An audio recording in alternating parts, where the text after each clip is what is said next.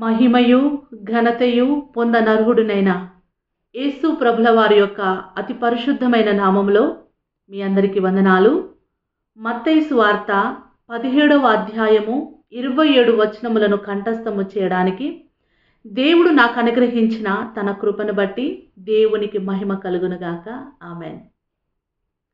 6 దినములైన తర్వాత యేసు పేతురును, యాకోబును, అతని సహోదరుడైన యోహానును వెంటబెట్టుకొని ఎత్తైన ఒక కొండ మీదికి ఏకాంతముగా పోయి వారి ఎదుట రూపాంతరము పొందెను. ఆయన ముఖము సూర్యుని వలె ప్రకాశించెను, ఆయన వస్త్రములు వెలుగు వలె తెల్లనివాయెను.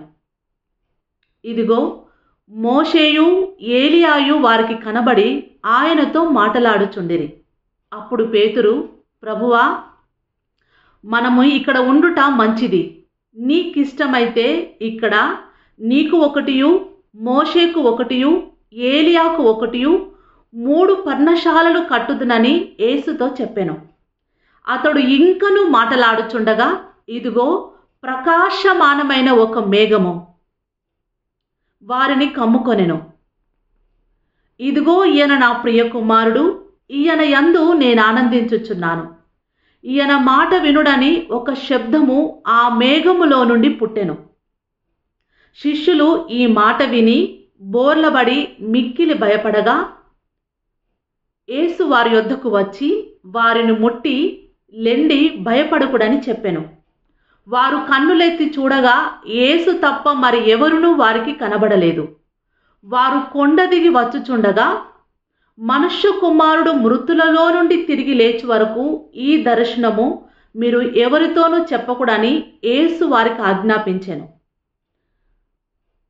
అప్పుడు ఆయన శిష్యులు, ఇలాగైతే ఏలియా ముందుగా రావాలనని శాస్త్రులు ఎందుకు చెప్పుచున్నారని ఆయనను అడిగిరి. అందుకు ఆయన, ఏలియా వచ్చి సమస్తమును చక్కపెట్టునను మాట నిజమే. అయినను ఏలియా ఇదివరకే వచ్చెను, వారతనిని ఎరుగక తమకిష్టము వచ్చినట్టు అతని ఎడల చేసిరి. మనుష్య కుమారుడు కూడా అలాగే వారి చేత శ్రమలు పొందబోచున్నాడని మీతో చెప్పుచున్నానా నేను. అప్పుడు ఆయన బాప్తిస్మమిచ్చు యోహానును గూర్చి తమతో చెప్పెనని శిష్యులు గ్రహించిరి. వారు జనసమూహమునొద్దకు వచ్చినప్పుడు ఒకడు ఆయన యొద్దకు వచ్చి ఆయన ఎదుట మోకాల్లోని, ప్రభువా, నా కుమారుని కరుణింపుము, వాడు చాంద్రరోగి అయి మిక్కిలి బాధపడుచున్నాడు. ఏలయనగా అగ్నిలోనూ నీళ్లలోనూ తరచుగా పడుచున్నాడు. నీ శిష్యుల యొద్దకు వాణ్ణి తీసుకొని వచ్చితిని గాని వారు వారిని స్వస్థపరచలేకపోయిరని చెప్పెను. అందుకు యేసు, విశ్వాసము లేని మూర్ఖతరము వారలారా, మీతో నేనెంతకాలము ఉందును, ఎంతవరకు మిమ్మును సహింతును, వారిని నా యొద్దకు తీసుకొని రండని చెప్పెను.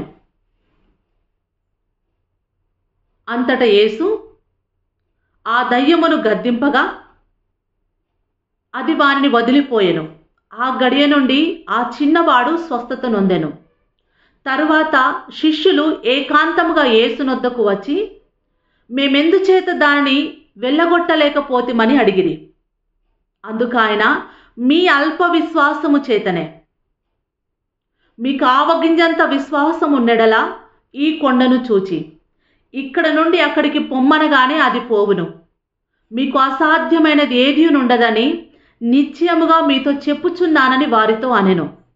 వారు గలిలయలో సంచరించుచుండగా యేసు, మనుష్య కుమారుడు మనుషుల చేతికి అప్పగింపబడబోచున్నాడు, వారు ఆయనను చంపుదురు, 3వ దినమున ఆయన తిరిగి లేచునని వారితో చెప్పగా వారు బహుగా దుఃఖపడిరి.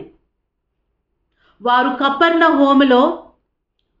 కపెర్నహూముకు వచ్చినప్పుడు 1/2 షెకెలు అను పన్ను వసూలు చేయువారు పేతురునొద్దకు వచ్చి, మీ బోధకుడు ఈ 1/2 షెకెలు చెల్లింపడా అని అడుగగా, చెల్లించుననెను.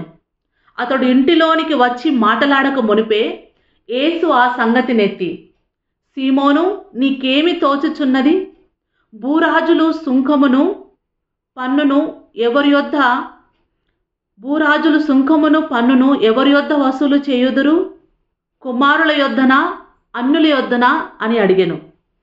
అతడు అన్యుల యొద్దనే అని చెప్పగా యేసు, అలాగైతే కుమారులు స్వతంత్రులే, అయినను మనము వారికి అభ్యంతరము కలగజేయకుండానట్లు నీవు సముద్రమునకు పోయి గాలము వేసి మొదట పైకి వచ్చు చేపను పట్టుకొని దాని నోరు తెరిచిన ఎడల 1 షెకెలు దొరుకును. దానిని తీసుకొని నా కొరకును నీ కొరకును వారికిమ్మని అతనితో చెప్పాను. దేవుడు ఈ యొక్క వాక్యమును మన హృదయములో స్థిరపరచునుగాక. ఆమెన్.